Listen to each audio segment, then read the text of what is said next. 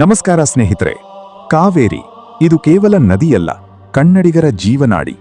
ಆದರೆ ದಶಕಗಳಿಂದ ಈ ನದಿಯ ನೀರಿಗಾಗಿ ನಡೆಯುತ್ತಿರುವ ಹೋರಾಟ ಮಾತ್ರ ನಿಂತಿಲ್ಲ.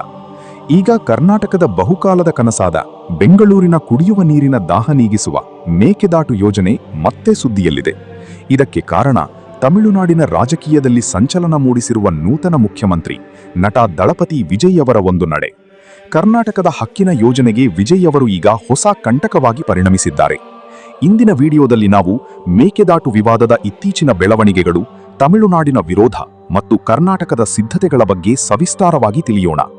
ಮೈಕ್ ವಿತ್ ಮನು ಚಾನೆಲ್ಗೆ ಸ್ವಾಗತ, ಸುಸ್ವಾಗತ. ಕರ್ನಾಟಕದಲ್ಲಿ ಕಾಂಗ್ರೆಸ್ ನೇತೃತ್ವದ ಸರ್ಕಾರ ಮೇಕೆದಾಟು ಯೋಜನೆಗೆ ಮರುಜೀವ ನೀಡಲು ವೇಗವಾಗಿ ಹೆಜ್ಜೆ ಇಡುತ್ತಿದೆ. ಆದರೆ ಈ ಬೆನ್ನಲ್ಲೇ ತಮಿಳುನಾಡು ಮುಖ್ಯಮಂತ್ರಿ ವಿಜಯ್ ಅವರು ಪ್ರಧಾನಿ ನರೇಂದ್ರ ಮೋದಿಯವರಿಗೆ ಒಂದು ಸುದೀರ್ಘ ಪತ್ರ ಬರೆದಿದ್ದಾರೆ.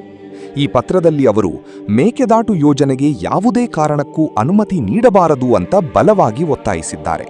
ವಿಜಯ್ ಅವರ ವಾದವೇನು ಗೊತ್ತಾ?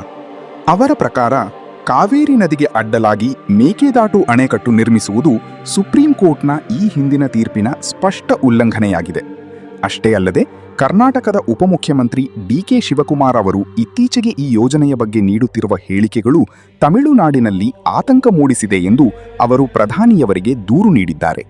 ಹಾಗಂತ ಕೇವಲ ಪತ್ರ ಬರೆಯುವುದಕ್ಕೆ ವಿಜಯ್ ಅವರು ಸೀಮಿತವಾಗಿಲ್ಲ. ಪ್ರಧಾನಿಗೆ ಪತ್ರ ಬರೆಯುವ ಮುನ್ನವೇ ಅವರು ಚೆನ್ನೈನಲ್ಲಿ ಹಿರಿಯ ಸಚಿವರು ಹಾಗೂ ಕಾನೂನು ತಜ್ಞರೊಂದಿಗೆ ಉನ್ನತ ಮಟ್ಟದ ಸಭೆ ನಡೆಸಿದ್ದರು. ರಾಜ್ಯದ ಹಕ್ಕುಗಳನ್ನು ರಕ್ಷಿಸುವುದು ಮತ್ತು ತಮಿಳುನಾಡು ರೈತರ ಹಿತ ಕಾಯುವುದು ಎಂಬ ಕಾರಣ ನೀಡಿ ಕರ್ನಾಟಕದ ವಿರುದ್ಧ ತಕ್ಷಣವೇ ಕಾನೂನು ಕ್ರಮ ಕೈಗೊಳ್ಳುವಂತೆ ಅಧಿಕಾರಿಗಳಿಗೆ ಸೂಚಿಸಿದ್ದಾರೆ. ಇದು ಮೊದಲೇನಲ್ಲ. ಈ ಹಿಂದೆ 2018 ಮತ್ತು 2022ರಲ್ಲಿಯೂ ತಮಿಳುನಾಡು ಸರ್ಕಾರ ಮೇಕೆದಾಟು ಯೋಜನೆ ವಿರುದ್ಧ ಸುಪ್ರೀಂ ಕೋರ್ಟ್ನಲ್ಲಿ ಅರ್ಜಿ ಸಲ್ಲಿಸಿತ್ತು. ಕಾವೇರಿ ಕೇಂದ್ರ ಜಲ ಆಯೋಗದ CWC ತೀರ್ಮಾನವಿಲ್ಲದೆ ಈ ಯೋಜನೆಗೆ ಅನುಮತಿ ಸಿಗುವುದಿಲ್ಲ ಎಂಬುದು ತಮಿಳುನಾಡು ನಾಯಕರ ಪ್ರಬಲ ವಾದವಾಗಿದೆ. ಆದರೆ ಕರ್ನಾಟಕ ಸರ್ಕಾರ ಈ ಬಾರಿ ಹಿಂದೆ ಸರಿಯುವ ಲಕ್ಷಣ ಕಾಣುತ್ತಿಲ್ಲ. ಉಪಮುಖ್ಯಮಂತ್ರಿ ಡಿ.ಕೆ. ಶಿವಕುಮಾರ್ ಅವರು ಮೇಕೆದಾಟು ಯೋಜನೆಯ ಬಗ್ಗೆ ಬಹಳ ಸ್ಪಷ್ಟವಾದ ನಿಲುವು ಹೊಂದಿದ್ದಾರೆ. ಯೋಜನೆಯ ವಿಸ್ತೃತ ಯೋಜನಾ ವರದಿ ಅಂದರೆ DPR ಈಗಾಗಲೇ ಸಿದ್ಧವಾಗಿದೆ.